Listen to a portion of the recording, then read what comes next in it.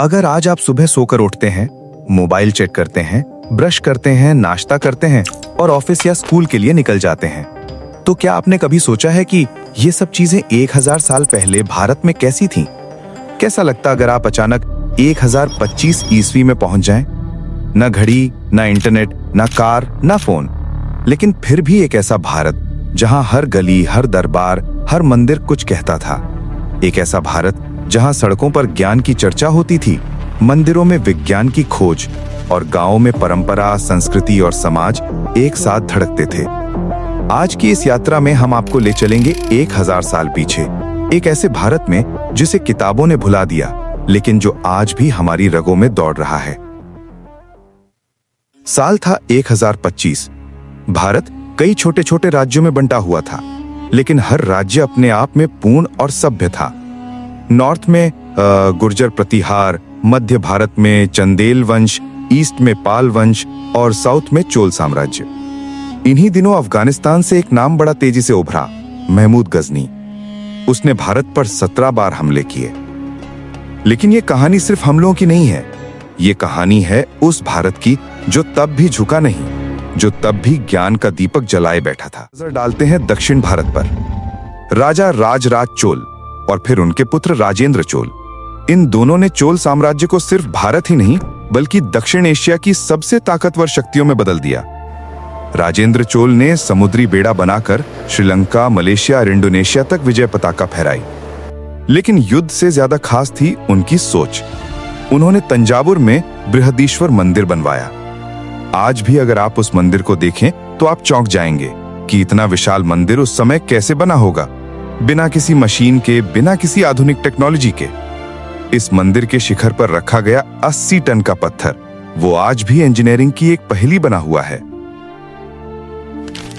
चलिए अब चलते हैं पूर्वी भारत की ओर, नालंदा और विक्रमशिला की धरती पर। यहां सैकड़ों की संख्या में विद्यार्थी पढ़ते थे। विषय होते थे आयुर्वेद, गणित, खगोल शास्त्र, योग, व्याकरण और तर्कशास्त्र।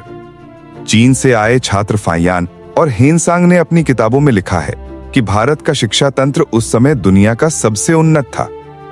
नालंदा विश्वविद्यालय में इतना बड़ा पुस्तकालय था जिसे जब मुस्लिम आक्रांताओं ने जलाया तो वो 3 महीने तक जलता रहा। अब सोचिए कितनी किताबें होंगी वहां जो 3 महीने तक जलता रहा। भारत में उस समय ज्ञान ही धर्म था।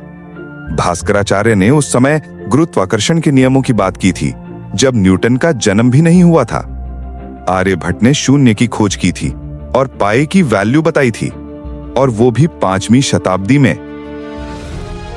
अब बात करते हैं उस भारत की जहां हर एक मूर्ति, हर एक चित्र, हर एक नृत्य एक भाषा थी। खजुराहों के मंदिर केवल प्रेम की कला नहीं थे, वो जीवन के हर पहलू की कहानी थे। इन मंदिरों की दीवारों पर जो उकेरा गया वो केवल शरीर नहीं, आत्मा की अभिव्यक्ति थी। चोल साम्राज्य में भरतनाट्यम और नाट्य शास्त्र की परंपरा चरम पर थी। राजा खुद कला के प्रेमी थे। संगीत सभा होती थी जहां कवि, गायक, नर्तक और दार्शनिक एक मंच पर होते थे। भारत 1000 साल पहले आत्मा की भी भूख मिटाता था और शरीर की भी।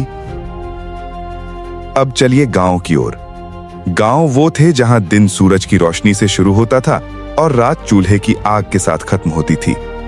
पुरुष खेतों में हल चलाते थे, महिलाएं घर के काम करती, और शाम होते ही पूरा गांव एक साथ मिलकर पूजा, कथा, गीत और परंपरा में डूब जाता। हर गांव में एक बुजुर्ग होता था जो रामायण सुनाता था। बच्चे पेड़ों पर चढ़ते, नदी में तैरते, मिट्टी में खेलते और कहानियों में बड़े होते। शहरों में व्यापारियों की चहल पहल थी। सड़कें काफी व्यवस्थित होती थीं, जहां शिल्पकार, बुनकर, लोहार और व्यापारी अपने अपने काम में व्यस्त होते थे।